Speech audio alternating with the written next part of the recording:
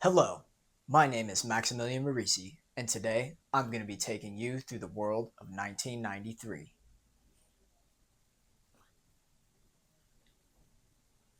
1994. So what made the year 1994 so explosive?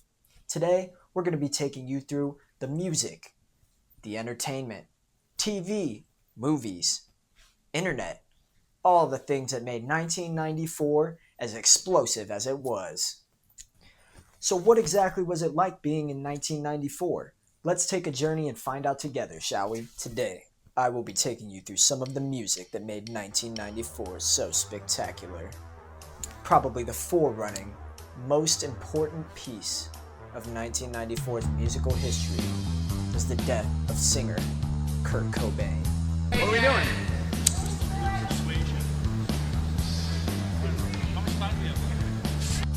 Lead singer of the band Nirvana, Kurt Cobain, was the leader of the grunge scene coming out of Seattle, Washington.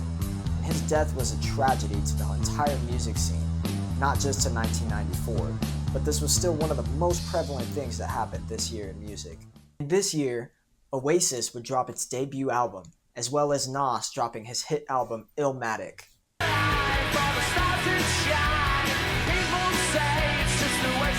1994 would also see the rise of nu metal through Korn's debut self-titled album, Korn. Also, my personal favorite, the one, the only, you know him, you love him, Shaquille O'Neal, dropping his second album, Shaq Fu, The Return.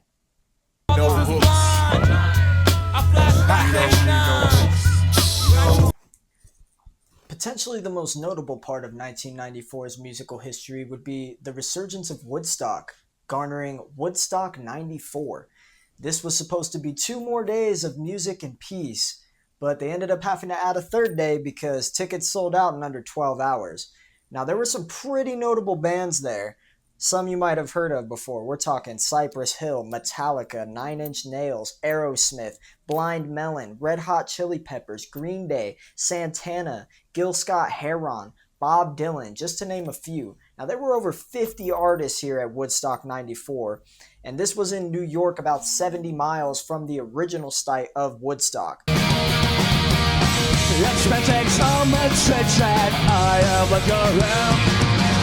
It makes me wonder. Woodstock 94 would also end up becoming nicknamed Mudstock due to Saturday rains that turned the entire festival into basically one big mud pit. And everybody kind of just embraced it, threw mud at each other, had a good time. Even the bands got in on it. And so 1994's Woodstock would be dubbed Mudstock. Now let's talk movies. 1994 had some really, really big hits. One of my personal favorites, Pulp Fiction by Quentin Tarantino. Wedding and the old folks wished him well.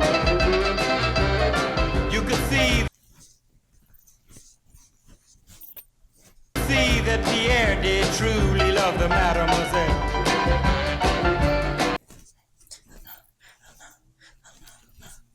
They had a high-five phone, oh boy, did they. Some other notable movies of the year 1994 would be Forrest Gump. My mom always said, Life is like a box of chocolates. You never know which one you're gonna get. Another movie to top the charts was Shawshank Redemption, as well as the animated movie The Lion King.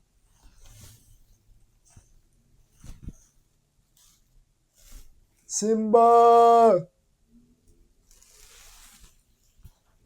1994 was arguably regarded as one of the greatest years in cinema history, but it also brought together a really good sense of genre blending and blockbuster hits and just really good movies of all genres. It just had a really good encompassing all around, lots of good movies from different places. Profound dramas, innovative storytelling, blockbuster hits, groundbreaking independent films. 1994 was no sleeper for shows as well. There was very groundbreaking stuff that was being done in the TV industry, with new dramas coming out, as well as the hit sitcom Friends, which would end up... Why am I lying? Friends sucks. 1994 would bring us the hit drama in the ER, titled ER, and would be the groundbreaking show that would kind of revolutionize the medical industry TV phenomenon that people became obsessed with, where they like to watch people get worked on in hospitals, but they don't actually like going to hospitals. But 1994 would also give us The X-Files, great sci-fi television, as well as The Magic School Bus. You know it, you love it, you probably grew up on it in school. Great show. 1994 would also be the last year that In Living Color would air. After that, no more In Living Color. So, sorry, we now have to make this black and white because there is no more In Living Color.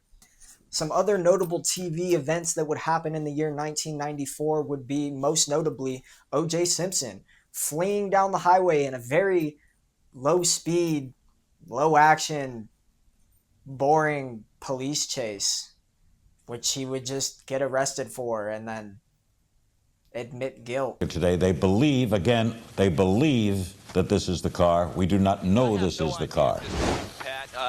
Another notable event from TV in 1994 would be Madonna going on David Letterman and using the fuck out of the word fuck.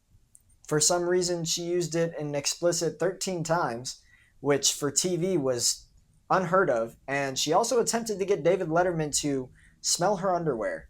Strange woman. All I can say is, what the fuck? Now, one of the biggest parts about 1994 had to be the evolution of the internet. Now, the internet was still already around, but we got some really cool innovations in 1994. Most notably, Apple would drop the Power Macintosh. Also, Amazon would be founded by that bastard Jeff Bezos. So, yeah, you think Amazon's only been a recent thing? Nope. 1994 is when Jeff Bezos founded Amazon. 1994 would also see the completion of the World Wide Web, also known as WWW, which ironically takes longer to say than World Wide Web. In the world of culture and video games, December 3rd, 1994, the PlayStation 1, just PlayStation, would release in Japan, and then sometime later be released in the US. This thing, the original PlayStation. Now, the reason that the PlayStation was so groundbreaking for its time was this was the first console to use a compact disc, or a CD, as its form of reading the content. So we were getting away from the old cartridges, kind of like the upgrade from cassette tapes to CDs. Also in 1994, the very first transaction on the internet would go through. Now, there's some debate over what actually was the first transaction, but the first documented transaction was a man ordering Pizza Hut. And do you know why? Because nobody out-pizzas the Hut. Another notable event from 1994 would be the signing of the NAFTA Treaty, the North American Free Trade Agreement.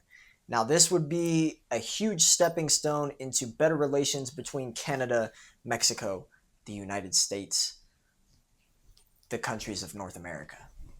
Very, very important 1994 fact. January 14th, 1994, the Kremlin Accords would be signed, basically targeting nuclear weapons against each other. Basically, countries being like, hey, listen, we probably shouldn't point our nukes at each other so we don't blow the whole world up and kill everybody.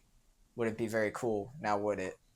So if you asked me how would I break down 1994 and its media landscape, I would say that it was defined by a mix of traditional broadcast and print dominance, the early emergence of digital technologies, and significant cultural movements that captured national attention. There was some pretty cool stuff that happened in 1994. Great music, really good movies, good shows, except for Friends. Would also lead to a shift towards 3D graphics in video games.